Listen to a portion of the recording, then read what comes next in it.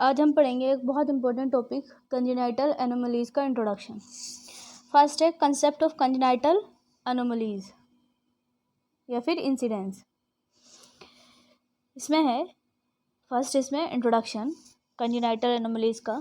इसमें लिखा है कंजेनाइटल अबनॉर्मलिटीज या anomalies are those defect and diseases which are substantially determined before और during birth and recognizable in early life. Congenital abnormalities क्या होती हैं या फिर कंजेनाइटल डिफेक्ट, ऐसे डिफेक्ट या ऐसी डिजीज़ कंडीशन जो जन्म से ही बच्चे में देखने को मिलती हैं, उन्हें हम कंजेनाइटल अबनॉर्मलिटीज़ बोलते हैं। इनका पता हमें बर्थ के टाइम पे लग सकता है, ठीक है। अगर बच्चा माँ के यूट्रस में उस टाइम पर हम अल्ट्रासोनोग्राफी करते हैं तब हमें पता लग सकता है, या फिर जब बच्चा पैदा हो जाता है उसके बाद में लेटर लाइफ या अर्ली लाइफ में भी हमें कुछ कंजेनाइटल डिसऑर्डर या डिफेक्ट देखने को मिल सकते हैं। नेक्स्ट है इसमें some disorder are detected at birth. कुछ डिसऑर्डर ऐसे होते हैं जिनको हम जन्म के टाइम पे ही डिटेक्ट कर सकते हैं, जैसे cleft lip and cleft palate. जैसे ही बच्चा पैदा होगा तो हम क्या, अगर उसका एग्जामिनेशन करेंगे फिजिकल एग्जामिनेशन, तो हमें सामने ही उसके लिप्स और पैलेट क्या दिखेगा, डिफेक्टेड दिखेगा। तो ये क्या है, कुछ डिसऑर्डर ऐसे होते हैं जो बर्थ के टाइम पे ही डिटेक्ट हो जाते हैं। नेक्स्ट है and some are early life like dislocation of the hip. कुछ अर्ली लाइफ में, यानी अर्ली लाइफ का मतलब जैसे बच्चा खड़ा होना सीखेगा, चलना सीखेगा या फिर बैठना सीखेगा, तो उसकी क्या है, हिप की डिसलोकेशन हमें पता चल जाएगी। अगर बच्चे को हम खड़ा करेंगे तो हमें पता चल जाएगा कि बच्चे के हिप में कोई ना कोई प्रॉब्लम है। तो ये क्या होती है, ये अर्ली लाइफ में दिखने वाली क्या होता है, कंजेनाइटल डिफेक्ट होते हैं। नेक्स्ट है and some in later life, example patent ductus arteriosus etcetera. और कुछ ऐसे डिसऑर्डर या डिफेक्ट होते हैं या कंजेनाइटल कंडीशंस होती हैं जो क्या है कुछ टाइम बाद, ठीक है, कुछ सालों बाद हमें देखने को मिल सकती हैं बच्चे में। नेक्स्ट है इसमें डेफिनेशन में है, ये डेफिनेशन WHO के द्वारा दी गई है। इसमें लिखा है the congenital anomalies being used to include all biochemical, structural and functional disorders present at birth, and the congenital malformation should be confined to structural defect only present at birth.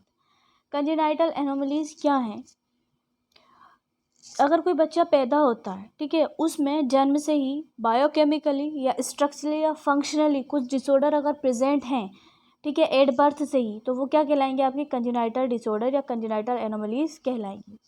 Biochemicals means कुछ chromosomal अबनॉर्मलिटीज़ जैसे down syndrome वगैरह है। Structural का मतलब जैसे उसके lips proper नहीं बन पाए, पैलेट प्रॉपर नहीं बन पाया, ठीक है, किसी चीज़ की बनावट सही तरीके से नहीं हो पाई किसी ऑर्गन की उसकी, तो वो किस में आ जाएगा, आपका स्ट्रक्चरल प्रॉब्लम है। फंक्शनल यानी उसकी जो बॉडी के ऑर्गन हैं, ठीक है, अगर वो प्रॉपर तरीके से फंक्शन नहीं कर रहे हैं तो वो किस डिसऑर्डर में आ जाएगा, फंक्शनल डिसऑर्डर में आ जाएगा। और ये कैसे प्रेजेंट होते हैं, ये जन्म से ही बच्चे में प्रेजेंट होते हैं। नेक्स्ट है इसमें बर्थ डिफेक्ट और कंजेनाइटल में बी इनहेरिटेड जेनेटिकली और एक्वायर्ड ड्यूरिंग जेस्टेशन और इन्फ्लिक्टेड ड्यूरिंग पार्च्यूशन। और जो कंजेनाइटल डिसऑर्डर हैं ये जन्मजात भी हो सकते हैं, हेरिडिटी भी हो सकते हैं, ठीक है, जीन के थ्रू भी हो सकते हैं, या फिर ऐसा है कि जब बच्चे की बर्थ हो रही है तो उस टाइम पे भी ये दिक्कत देखने को मिल सकती है। अगर बच्चे को बर्थ के टाइम पे डिलीवरी करवाई गई और हो सकता है उस टाइम पर बच्चे के क्या है, हिप की डिसलोकेशन हो जाए, बच्चे को खींचा गया, ब्रीच प्रेजेंटेशन में बच्चा है और वजाइनल डिलीवरी हम उसकी करवा रहे हैं, तो अगर हमने बच्चे को बाहर की साइड को पुश किया या खींचा तो हो सकता है उसके जो हिप की लोकेशन है वो क्या हो जाए, डिस्प्लेजिया हो जाए उसमें, या डिसबैलेंस हो जाए। तो लेबर के टाइम पे, जेस्टेशन एज में भी कंजेनाइटल डिसऑर्डर हो सकते हैं, ठीक है। नॉर्मली हम बोल सकते हैं कंजेनाइटल एनोमलीज क्या हैं, ऐसे डिफेक्ट या ऐसी डिजीज़ या ऐसी बीमारियां जो जन्म से ही या बच्चे में देखने को मिलती हैं, वो क्या कहलाती हैं, कंजेनाइटल डिसऑर्डर, जन्मजात। नेक्स्ट है इसमें इंसिडेंस में है the global incidence of congenital disorder is estimated about 30 to 70 पर 100 लाइव बर्थ 1989।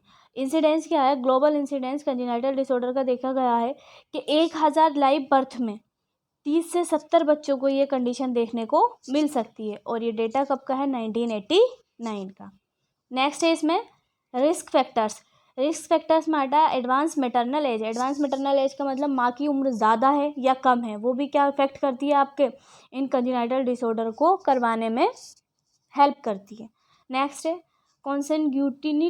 कॉन्सन्ग्यूनिटी, यानी ऐसी शादियां जो ब्लड रिलेशन में होती हैं, उनके जो बेबी बर्थ होने जो होते हैं तो उनमें चांसेस होता है कि उनके बच्चों को क्या हो सकता है, कंजेनाइटल डिसऑर्डर हो सकते हैं। नेक्स्ट है मेटरनल मालन्यूट्रिशन, अगर माँ मालनरिश्ड है तो ऐसी मदर में भी क्या है, जो बच्चा पैदा होगा उस बच्चे में कोई ना कोई डिफेक्ट देखने को हमें मिल सकता है। जैसे अगर माँ ने प्रेगनेंसी के दौरान आयरन फोलिक एसिड की टैबलेट नहीं ली तो बच्चे में न्यूरल ट्यूब डिफेक्ट देखने को मिल सकता है।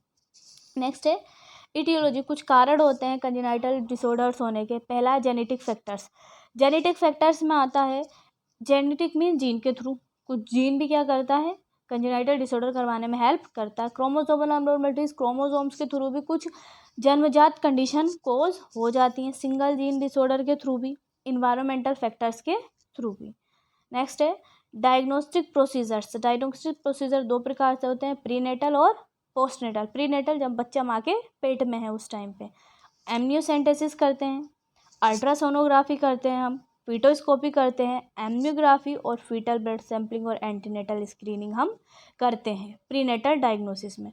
पोस्टनेटल डायग्नोसिस में क्या करते हैं हम, ब्लड टेस्ट, अल्ट्रासोनोग्राफी और बायोकेमिकल एसेस, ये कब करते हैं हम, पोस्टनेटल डायग्नोसिस में। और हम A to Z बच्चे का फिजिकल एग्जामिनेशन भी हम पोस्टनेटल डायग्नोसिस में ऐड करेंगे। नेक्स्ट टॉपिक में पढ़ेंगे हम, या नेक्स्ट लेक्चर में पढ़ेंगे हम, एक 1 बाय 1 करके जो डिसऑर्डर्स हैं उन सारे डिसऑर्डर्स को हम क्या है एक्सप्लेन करेंगे। ये तो क्या था, सिर्फ हमारा इंट्रोडक्शन था कंजेनाइटल डिसऑर्डर का। Thank you friends.